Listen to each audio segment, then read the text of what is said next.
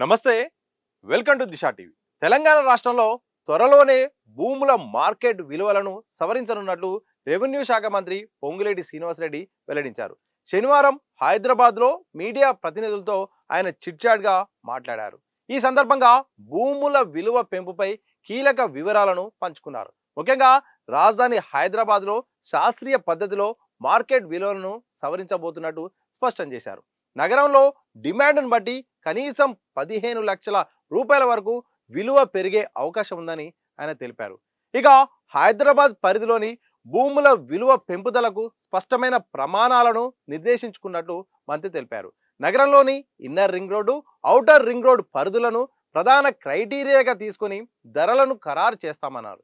ఏ ప్రాంతంలో ఎంత డిమాండ్ ఉంది, వాస్తవ మార్కెట్ ధరలు ఎలా ఉన్నాయనే అంశాలను శాస్త్రీయంగా పరిశీలించిన తర్వాతే తుది నిర్ణయం తీసుకుంటామని వివరించారు. గత ప్రభుత్వ హయాంలో జరిగిన ధరల పెంపును మంత్రి ఈ సందర్భంగా ప్రస్తావించారు. గత ప్రభుత్వం అరవింద్ సుబ్రహ్మణ్యం కమిటీ నివేదిక ఆధారంగా రాష్ట్రంలో 2 సార్లు భూముల మార్కెట్ విలువలను పెంచింది.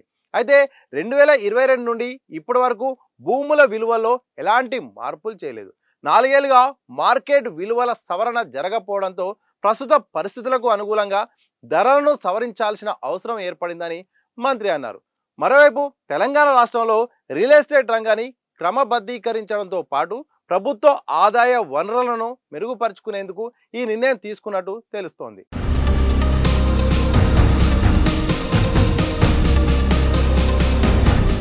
మార్కెట్ విలువలు పెరిగితే వాటికి అనుగుణంగా రిజిస్ట్రేషన్ ఫీజులు, స్టాంపు డ్యూటీ కూడా పెరగనున్నాయి. దీనిపై త్వరలోనే ఉన్నతాధికారులతో పూర్తి స్థాయి సమీక్ష నిర్వహించి తుది నివేదిక ఆధారంగా ప్రభుత్వం ఉత్తర్వులు జారీ చేసే అవకాశం కనిపిస్తుంది. కొంతకాలంగా నిజంగా భూముల ధరల పెంపుపై చాలా ప్రచారం జరిగింది. ఇక ప్రభుత్వం కూడా నిర్ణయం తీసుకోబోతుందని కూడా అంటున్న నేపథ్యంలో తాజాగా ఇక మంత్రి పొంగిలేటి కూడా దీనికి చిట్చాట్ రూపంలో మాత్రం ఒక స్పష్టతనైతే ఇచ్చారు.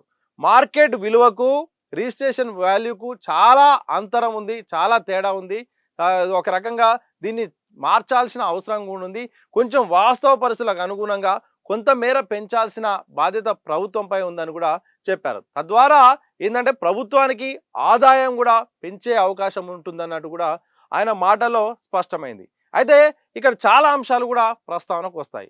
ఒకటి, రియల్ ఎస్టేట్ రంగం ప్రస్తుతం ఉన్న పరిస్థితుల్లో అంతగా అనుకూలంగా లేదు. మార్కెట్ కూడా ఒక స్తబ్దుగా ఉంది.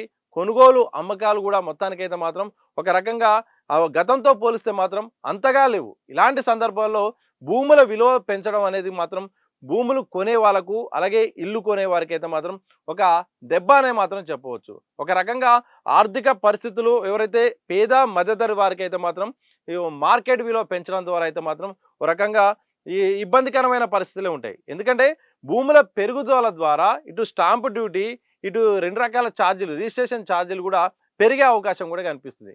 భూమి రేటును బట్టి కూడా పెరిగే అవకాశం ఉంటుంది. కాబట్టి ఇది సామాన్యుడిపై మాత్రం చాలా స్పష్టమైన ప్రభావం అయితే పడుతుంది. మరోవైపు ఇక ఈ ఏదైతే స్టాంపు డ్యూటీ ఉందో స్టాంపు డ్యూటీని తగ్గిస్తే ఎవరైతే పేద మధ్యతరగతి వారు ఉంటారో వాళ్ళు భూములు అలాగే ఇల్లు కొనుక్కోవడానికి కాస్త ఉపశమనం మాత్రం ఉంటుంది.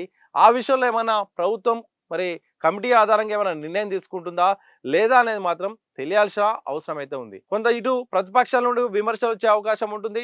మరోవైపు రియల్ ఎస్టేట్ రంగం కూడా అంతగా అనుకూలమైన పరిస్థితులు లేవు. ఈ సందర్భంలో మరి భూముల ధరలు పెంచడం పట్ల మాత్రం మరి కొన్ని ఆరోపణలు వచ్చే అవకాశం ఉంటుంది. మరి నిరసనలు కూడా వచ్చే అవకాశం ఉంటుంది. దీనికి మరి ప్రభుత్వము ఏం క్లారిటీ ఇస్తుంది, ఎంత మేరకు పెంచుతుంది అనేది మాత్రం ఒక క్వశ్చన్ మార్క్గా ఉంది.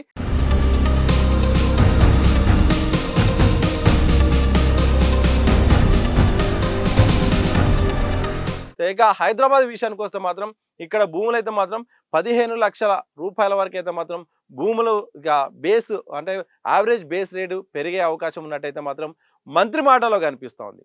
మరోవైపు దేశవ్యాప్తంగా ఇటు రియల్ ఎస్టేట్ రంగం అయితే మాత్రం ఒక అనుకున్నంత మేరకైతే మాత్రం లేదు. కొనుగోలు ఇంతకుముందే మాట్లాడుకున్నట్టయితే మాత్రం గతంతో పోలిస్తే మాత్రం ఇప్పుడు అందరు కూడా బిల్డర్స్ కూడా వాళ్ళు కూడా ఒక స్తబ్దుగా అంటే వాళ్ళు కూడా ఆగిపోయారు. ఈ సమయంలో కట్టిన వాటిని అమ్మడం వల్ల నష్టం వచ్చే అవకాశం ఉన్న కారణంగా వాళ్ళు కూడా రేట్లు అమాంతం కూడా తగ్గించకుండా యావరేజ్గా ఆగిపోయారు. పెరిగినప్పుడు అమ్ముకుందాంలే, అప్పటి వరకు అయితే మాత్రం ఆగుదాం అన్నట్టు బిల్డర్స్ ఉన్నారు. మరోవైపు భూములకు సంబంధించిన కొనుగోలు అమ్మకాలు కూడా తగ్గిపోయిన సందర్భంలో ప్రభుత్వం మరి భూముల ధరలను అయితే మాత్రం పెంచడానికి ఒక బేస్ రేట్ పెంచడానికి శాస్త్రీయ పద్ధతిలో పెంచుతామని కూడా చెప్తుంది. ఎంతవరకు పెంచుతుంది, ఎలా పెంచుతుంది, ఏ ఆధారంగా పెంచుతుంది, దాన్ని మరి ఎట్లా ప్రజలు రిసీవ్ చేసుకుంటారని మాత్రం తెలియాల్సిన అవసరం ఉంది. ప్రధానంగా హైదరాబాద్ సరౌండింగ్స్ అయిన ఇటు ఔటర్ రింగ్ రోడ్ అలాగే ఇన్నర్ రింగ్ రోడ్ పరిస్థితిలో మాత్రం ఒక క్రైటీరియా ప్రకారం అయితే మాత్రం ధరల్ని సవరించబోతున్నామని కూడా మరి రెవెన్యూ శాఖ మంత్రి అన్నారు.